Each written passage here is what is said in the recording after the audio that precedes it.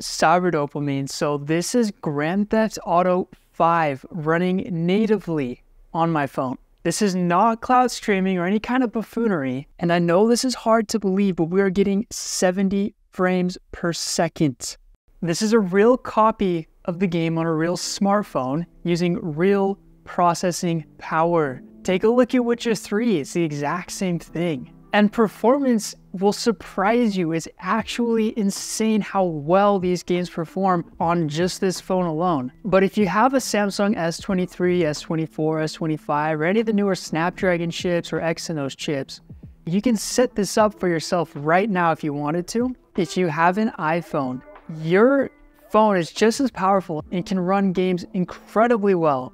Apple will never let you do this. But I'd assume you're like, what's the reality? There's obviously a catch to this, right? There really isn't much of a catch unless you would like to configure settings a little bit. You got to work some things to get it going, right? So right now I'm going to show you how all of this works. But I'll tell you this straight off the bat. Yes, if you wanted to spend 80 hours in The Witcher 3 and beat the game on your phone, you can now finally do that and have a relatively comfortable experience. So the phone I'm using for this video is the Redmagic 10 Pro. It's got the new Snapdragon 8 Elite chip inside of it. What's absolutely bonkers is that on paper, the Snapdragon 8 Elite outperforms the Steam Deck OLED's APU. So it's actually more powerful, but the difference is that the Steam Deck has been optimized for AAA gaming. It's running on Linux. It's a whole different story. Whereas we're emulating on the Redmagic 10 Pro, which I'll show you. So before I show you how this works and how to set it up, let me show you performance real quick to get you a good idea of what to expect. Here's a look at Grand Theft Auto 5. Here you can see we're at 70 frames per second. The highest I saw it get to was 80. And it'll fluctuate down to the 60s and the 50s. Now it looks like it's all sunshine and rainbows, but for some reason I can't get past this intro for the game. Once I break out of I get away from the bank and run away from the cops, like the game will just crash. And you can configure settings a certain way to where you can avoid that. I just haven't figured it out yet on this Snapdragon 8 Elite. All right, so now let's take a look at Witcher 3. This is just mind-blowing. We're getting 40 frames per second when I'm running in the field with Roach. That is insane freaking stuff. Now, I've only gotten it as high as like 42 FPS. I think my highest was like 45 maybe. But there are people on Reddit, people on YouTube that are proving and showing that they are getting up to 70 frames per second on The Witcher 3. And just to put this into perspective for you guys, here is Cyberpunk 2077 running on this exact same phone at 60 frames per second. This is insane that we're at this day and age. This is a reality. This isn't like a joke. I've spent so many hours trying to get Cyberpunk to run on my phone. It's been very difficult. I've given up because I realized I would never upload this video if I kept trying to get it to run. And I'll take the loss, but if somebody finds a way, please let me know and I'll try to make a video on that. But I mean, guys, this is literally a reality. So what is happening? How are these games running? What's going on here? It's pretty simple. What we're doing here on this Android device is we're emulating Windows. So here's an app. This is called Winlator. And as you can see, I make a little container, which is like it's freaking a little version of Windows that I've built. So you can change all these settings right here to configure it the right way for the game that you're playing. And there's other programs too. You've got GameSurf from GameHub.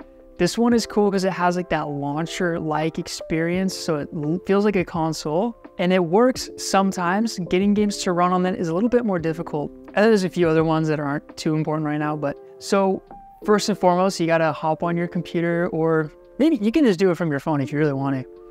And you've got to download the game you want to play. So for a game like Grand Theft Auto 5, unfortunately, you can't pull the game from Steam and put it into your phone. I wish it was that easy, but it's not. So you have to buy a copy from GOG and then import it in there. Once you've gotten the game in the phone's storage, you make a container on Winlator, and there's all these different settings. I'll give you a rundown of what all this means, super brief, just so you're not freaking flash banged by like all these letters. So I'm not going to do a full walkthrough tutorial because it's different for every single game and it's different for every phone.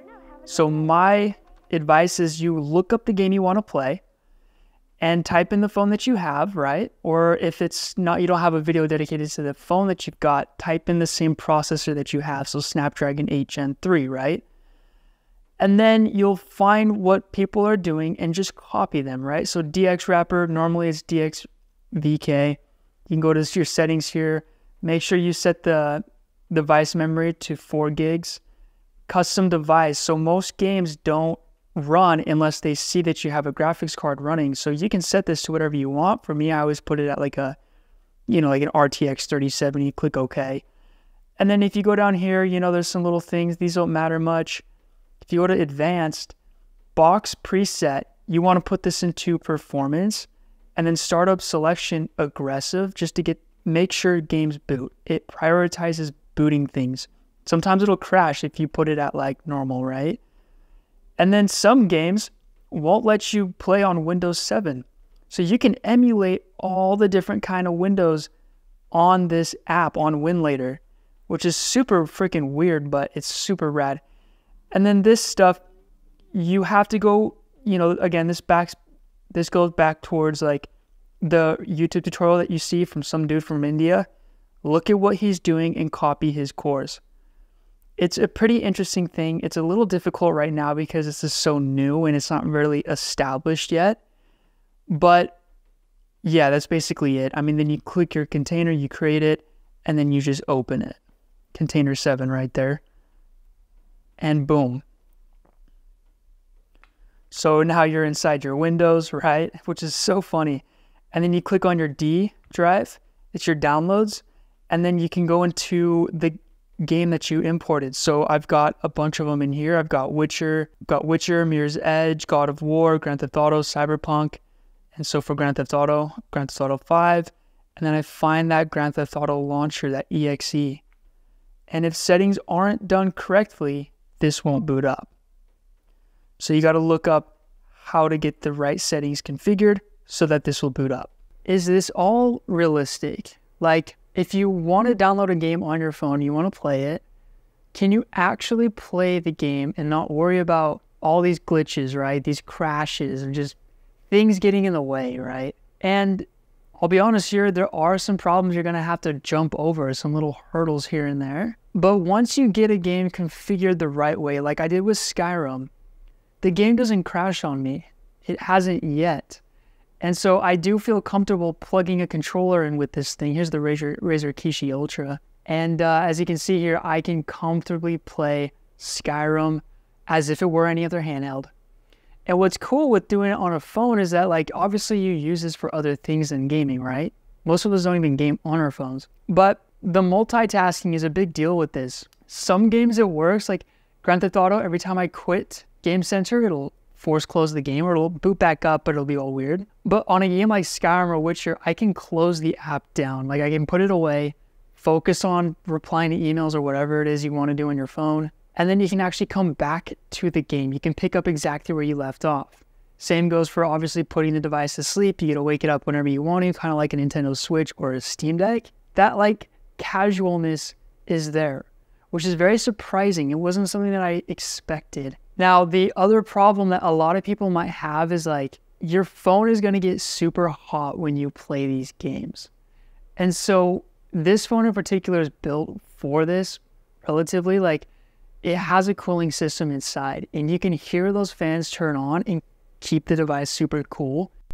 And as you can see here, I can blow ants off the freaking kitchen table and they're gone. They ain't coming back. They are traumatized from this insane cooling system in a phone, which is wild that we're at this day and age as well, huh? And then of course you got to deal with the demon of setting everything up for the first time, downloading games, importing games, setting up the right container, going in to boot the game, realizing that it's not booting, so you got to change some settings, and then you got to like play games with like maybe this setting works with this setting, and it's like a puzzle piece every time to get the game running the first time. And then once you get it running, it is a pretty smooth experience, but you got to jump that hurdle. It's not, grandma and grandpa can't do this. At this moment in time, like I've spent months trying to get games to run on this phone. I've had it for about 3 months. I've spent hours trying to do it. So when it comes to the community of emulating and getting these games to run. It's interesting because I feel like in my experience doing all this research, there's not a lot of Americans that are like focused on getting this up and running. It's somebody from Russia or India.